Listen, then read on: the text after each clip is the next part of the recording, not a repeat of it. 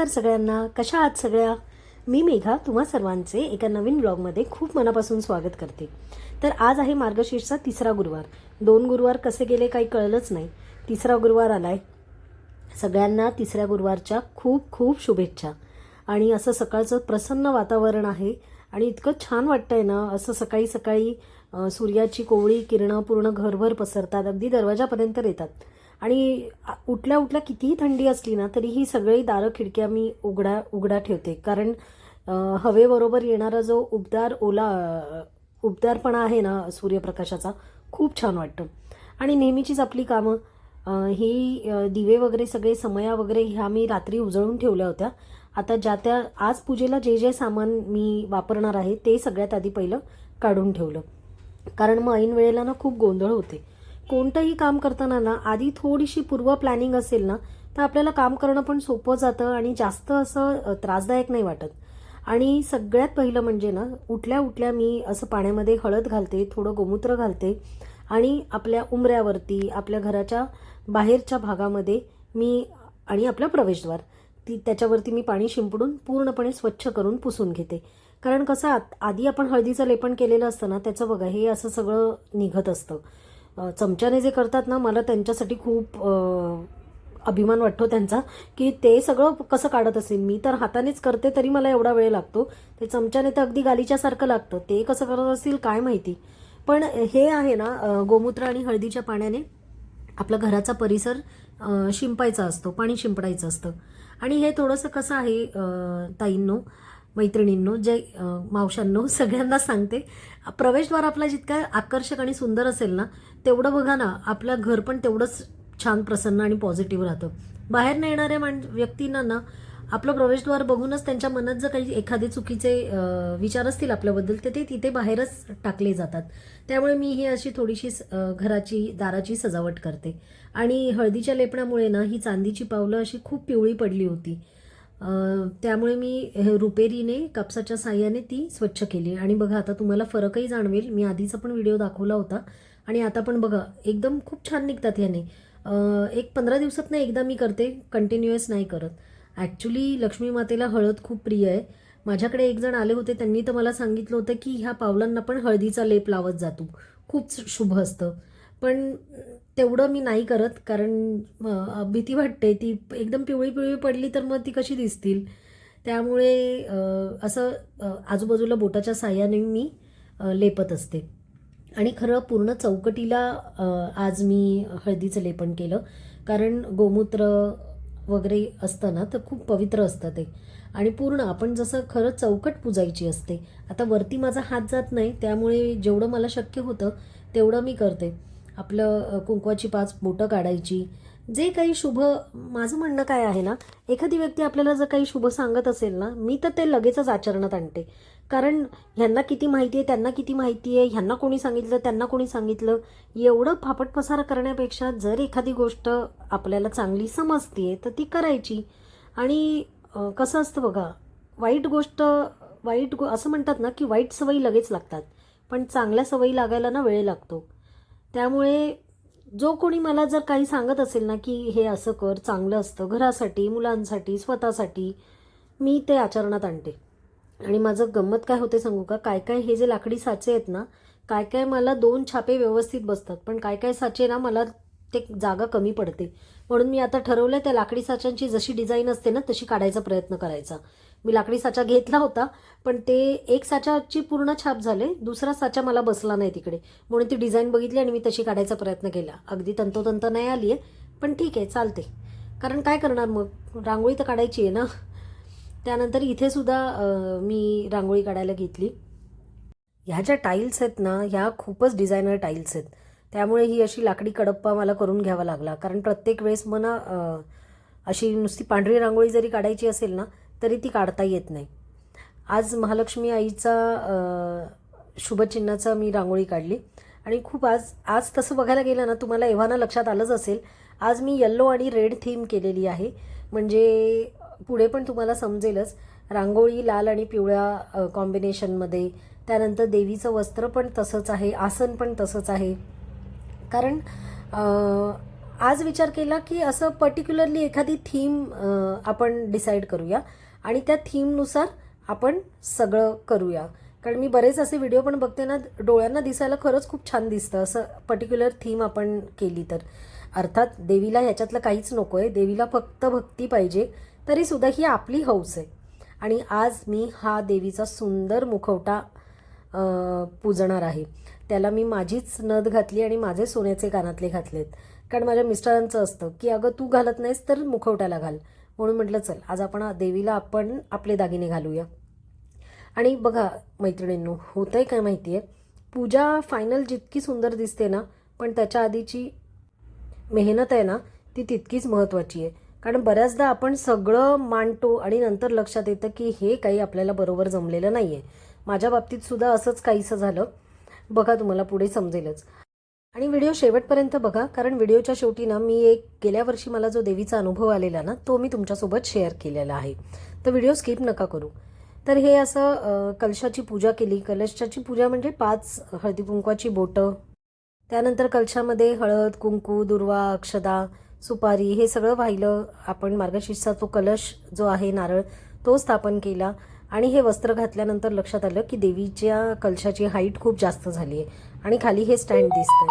मग मला ते परत सगळं काढावं लागलं. मग म्हटलं आपण ह्या तांदळाच्या राशीवरती एक तांब्या ठेवूया आणि त्याच्यावरती आपण हे कलश स्थापन करूया.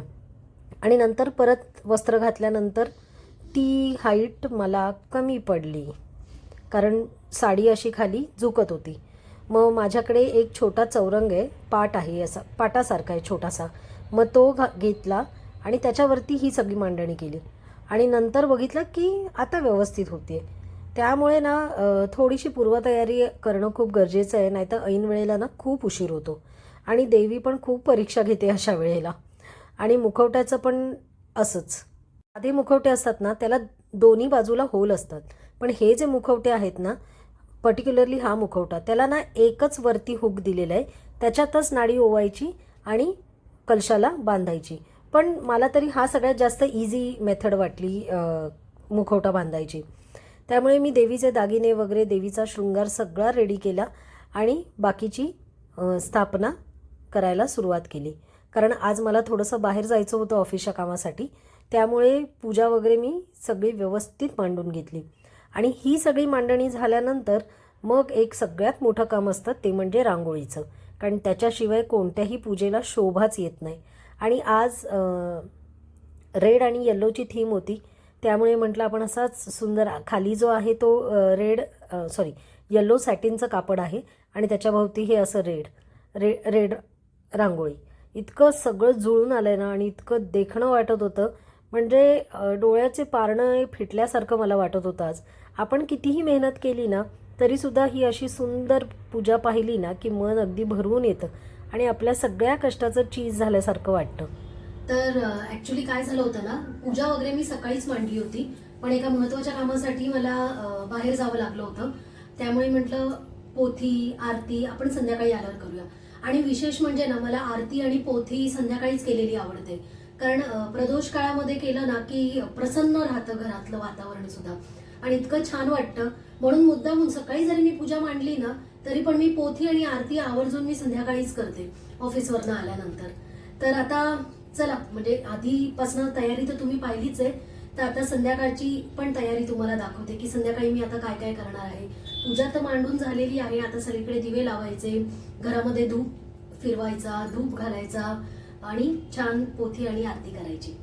तर चला करूया परत सुरुवात. तिन्ही सांजेची वेळ हे म्हणजे माझी सगळ्यात आवडती वेळ. कितीही कामात असलं ना तरी वेळात वेळ काढून ह्या वेळेला मी घरी राहण्याचा प्रयत्न करते. आणि खरं सांगू का, तिन्ही सांजेला जर मी घरी नसेल ना तर माझी स्वतःची खूप चिडचिड होते, कारण प्रसन्न देवघर, प्रसन्न घर आणि त्याच्यात जर आपण दिवाबत्ती नाही केली संध्याकाळची तर कुठेतरी सारखं चुकल्यासारखं वाटतं. त्यामुळे पहिलं तर देवांची पूजा केली. देवांना चांगला सकाळ संध्याकाळ ना मी कापूर आरती करते देवांची. म्हणजे मला ना आधी असं खूप वाटायचं की टी व्हीमध्ये कसं दाखवतात, सकाळी आरती करतात, संध्याकाळी आरती करतात, तर आपण पण असं करावं का. पण नंतर म्हटलं उगाच कोणत्याही गोष्टीची सुरुवात नको करायला की जी आपल्याला लॉंग टर्म जमणार नाही. पण कापूर आरती मात्र मी सकाळ संध्याकाळ दोन्ही वेळा करतेच करते. त्यानंतर उंबरा पूजन जे आपलं नेहमीचंच असतं. सकाळी तर मी ही सगळी तयारी केली होती, सकाळीसुद्धा मी दिवा लावला होता, पण आता संध्याकाळी उंबरा पूजन करणं खूप प्रसन्नदायक आहे. त्यामुळे हे सगळं जे आहे ना, घराभोवती ही सजावट, बरेच जण मला कदाचित म्हणतही असतील की कशासाठी हा एवढा सगळा देखावा करायचा किंवा एवढं सगळं कशासाठी करायचं. पण खरंच सांगते मैत्रिणींनो, घर प्रसन्न ना तर आपलं मन प्रसन्न. त्यामुळे थोडं का होईना, अगदी हे रोज मी नाही करतो हे सगळं, कारण रोज एवढं करायला मला तेवढा वेळ पण नसतो आणि तेवढी एनर्जी पण नसते. उगाच खोटं कशाला बोला. पण जितकं जेवढं शक्य होतं आहे ना, उंबरा पूजन तर रोजचंच असतं, पण हे एवढ्या भव्य दिव्य रांगोळ्या वगैरे मी काही रोज काढत नाही, कारण तेवढा खरंच वेळ पण नसतो, एवढं करायला जमणारही नाही. आणि हे बघा, हे असं सुंदर दृश्य आहे.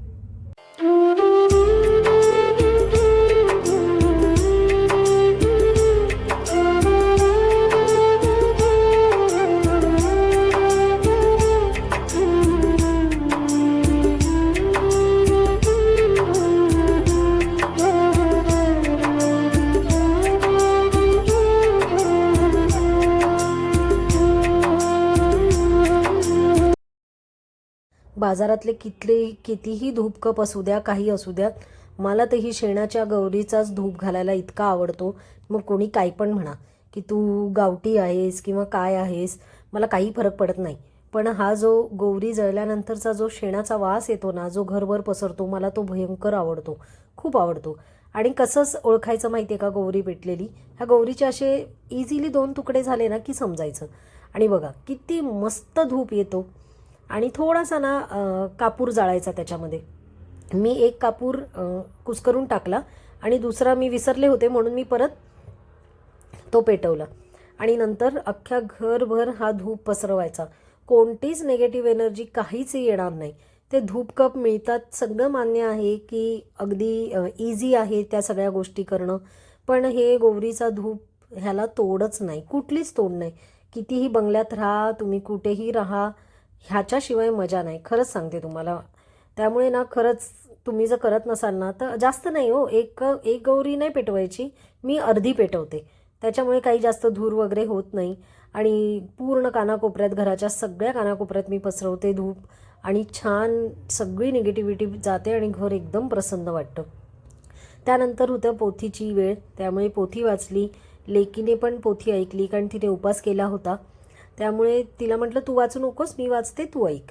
त्यानंतर आरती केली आणि छान असा प्रसन्नतेने माझा आजचा 3रा गुरुवार अगदी आनंदात पार पडला.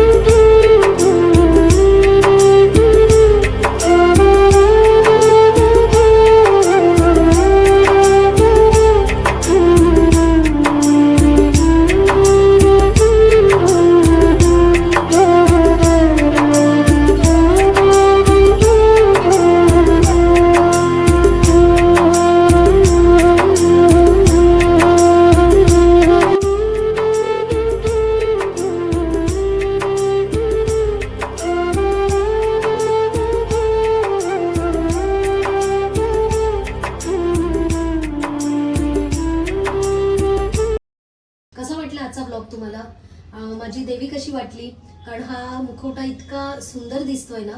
पूर्वी कसं व्हायचं, साधं नारळाला आपण पूजा करायचो महालक्ष्मी स्वरूप करून. आता जसा काळ बदललाय तसे वेगवेगळे मुखवटे यायला लागले. अक्षरशः असं वाटतं ना की देवी खरंच स्वतःच आपल्याकडे येऊन बसलेली आहे आणि खूप प्रसन्न वाटतं. पण काही म्हणा, मार्गशीर्ष हे 4 गुरुवार आहेत ना, ह्याचं कंपॅरिझनच कुठलाच होऊ शकत नाही. दिवसभरात धावपळ होते, पण ठीक आहे, खूप छान आणि प्रसन्न वाटतं. आणि मागच्या व्हिडिओत ना मी एका ताईंनी मला कमेंट केलेली की देवीला वेणी गेल्या गुरुवारी ना वेणीच बसत नव्हती. तर त्या ताईंनी इतकी सुंदर कमेंट केलेली की अगं मेघा वाईट वाटून घेऊ नकोस, तुझ्या देवीला आज गजरा हवा असेल. तर त्यावेळेस मी त्यांना सांगितलं होतं की गेल्या वर्षी ना मला एक छान अनुभव आला होता. तर तो अनुभव काय आहे ना, तो मी तुमच्यासोबत शेअर करेन. झालं असं ना की गेल्या वर्षीच्या दुसऱ्या मार्गशीर्ष गुरुवारचा हा प्रसंग आहे. मला ना देवीसाठी मोगऱ्याचा गजरा हवा होता आणि खूप ठिकाणी शोधला मी, पण मला तो गजरा मिळालाच नाही कुठे. आणि एका ठिकाणी पाहिला, तिथे अगदी एवढा छोटासा गजरा होता, पण तो सुद्धा सुकलेला होता. आणि तो एक गजरा 30 रुपयाला होता. 30 काय हो, 50 रुपयाला असता तरी घेतला असता, पण देवीला असा सुकलेल्या फुलांचा गजरा कसा घालू. आणि थोडासा हिरमोड झाला. मी म्हटलं जाऊ दे, बघू आपण पुढच्या गुरुवारी. आणि मी घरी आले आणि मी खरंच सांगते तुम्हाला, कुठेच एका ठिकाणी थांबले होते हार घ्यायला, पण त्यांच्याकडे गजरे नव्हते, फक्त हार होते. तर तो हार मी पिशवीत टाकला आणि मी घरी आले. आणि आता म्हटलं सगळं आवराआवर करूया आणि पूजेला सुरुवात करूया. आणि काय माहिती, जेव्हा ती सगळी फुलं मी देवांची काढत होती, तेव्हा मला एक मोगऱ्याचा ताज्या फुलांचा सुंदर गजरा त्या पिशवीतनं निघाला. खरंच देवीसमोर बसले, मी खोटं नाही सांगणार, पण अगदी असंच झालं माझ्या बरोबर. काय असतं ना, इतका आनंद झाला मला की मनी ध्यानी नसताना सुद्धा इतका सुंदर गजरा मला मिळाला. आणि कसं असतं, मनापासनं एखादी इच्छा आपण देवीकडे मागतो आणि आपला जर भाव शुद्ध असेल ना, तर कुठून ना कुठून तरी ती गोष्ट आपल्यापर्यंत पोचते. तर खूप आवडलं मला हा अनुभव शेअर करायला. ऍक्च्युली एक अख्खं वर्ष लागलं हा शेअर करायला मला, कारण असं पटकन ना माझ्या लक्षात नाही येत की कारण असे काही अनुभव आले ना की जे सात्विक अनुभव आहेत, तर मी माझ्यामध्येच एवढी गुंग होऊन जाते ना की मला ते शेअर करायला लक्षातही राहत नाही. पण त्या दिवशी ताईंनी आठवण करून दिली त्या गजऱ्याच्या निमित्ताने, म्हणून हा व्हिडिओ मी आज तुमच्यासोबत शेअर केला. तर म्हणजे सॉरी, हा अनुभव मी तुमच्यासोबत शेअर केला. तर एकंदर कसं वाटलं तुम्हाला ह्या सगळ्या एकंदर माझ्या अनुभवाबद्दल, माझ्या पूजेबद्दल मला कमेंट करून नक्की सांगा. आणि पुढचा हा व्हिडिओ तर कसा झालाय हे मला सांगा. पण पुढच्या व्हिडिओमध्ये पुढच्या गुरुवारी एक सरप्राईज आहे. तर ते सरप्राईज थीम आहे, तर ती काय आहे ते मी तुम्हाला त्या व्हिडिओमध्ये सांगेन. तर चला आता भेटूया पुढच्या व्हिडिओमध्ये. तोपर्यंत आनंदी राहा, उत्साही राहा, निरोगी राहा आणि सगळ्यात महत्वाचं म्हणजे खूप खूप खूप खुश राहा. भेटूया नेक्स्ट ब्लॉगमध्ये. तोपर्यंत बाय बाय.